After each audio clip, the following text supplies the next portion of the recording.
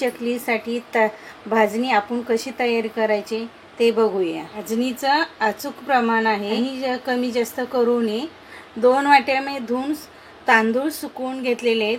तुम्ही कोलम वापरू शकता किंवा बासमती, पण शक्यतो जुनाच तांदूळ पाहिजे। ते मी धुवून तांदूळ घेतलेले 200 ग्रॅम आहेत।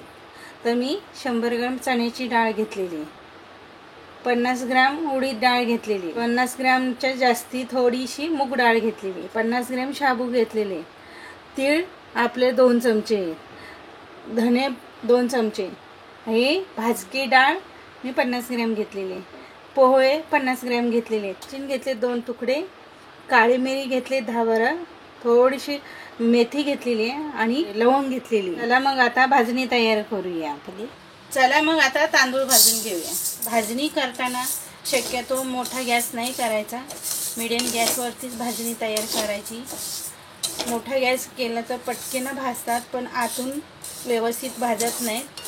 त्याच्यामुळे मीडियम गॅसवर भाजले तर व्यवस्थित भाजणी होते आणि चकलेही आपले चांगले येतात। म्हणून शक्यतो मीडियम गॅसवरतीच भाजून घ्यायचं। तांदूळ व्यवस्थित भाजून झालेले आहेत, आता आपण काढून घेऊया। आपल्याला चण्याची डाळ भाजायची, हे पण असेच बारीक गॅसवरतीच भाजायचे।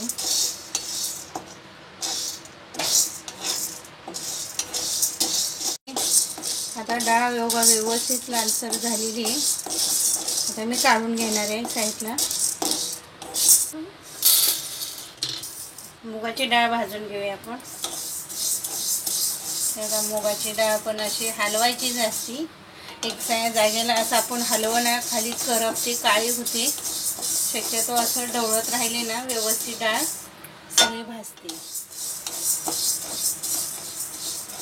आता मुगाची डाळ पण भाजून झालेली, आता मी साईडला काढून घेणार आहे। तर आपल्याला उडदाची डाळ भाजून घेणार आहे।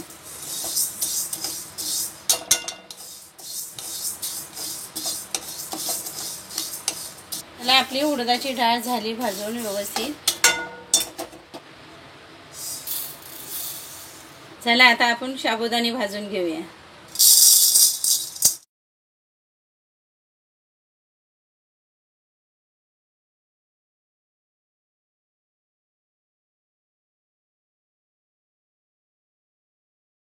आपला शाबू भाजून झालेला आहे, आता आपण साईडला काढून घेऊया। पोहे आपले भाजून घेऊया, असे व्यवस्थित भाजून घ्यायचे। जाडे किंवा पातळ बी पोहे असेल तरी चालेल, शक्यतो जाडेच टाकायचे। आपण नाश्त्याला बनवतो ते पोहे वापरायचे आहेत ह्यामध्ये। पोहे पण भाजून झालेले, तर पोहे साईडला काढून घेऊया। धने भाजून घेऊया,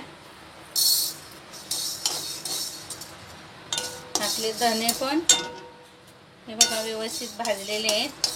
आता आपण धने पण साईडला काढून घेऊया। आता जिरे भाजून घेऊया। मग सगळे साहित्य सांगताना मी विसरली जिरे सांगायचे, 2 चमचे जिरे घेतले। तर हे जिरे पण आपले भाजलेले आहेत,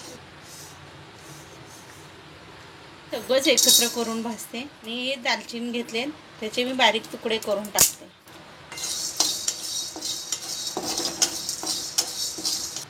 खडा मसाला भाजलेला आहे, काढ। आता आपण भाजून झालेले सगळे आता एकत्र करून घेऊया।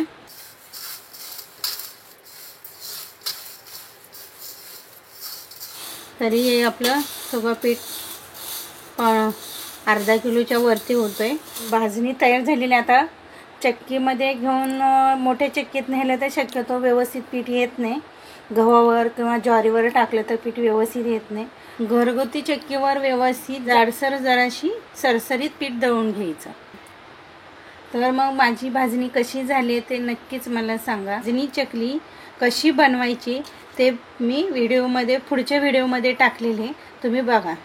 ह्या दिवाळीला अशी भाजणी चकली तुम्ही बनवून बघा, साध्या आणि सोप्या पद्धतीने। धन्यवाद।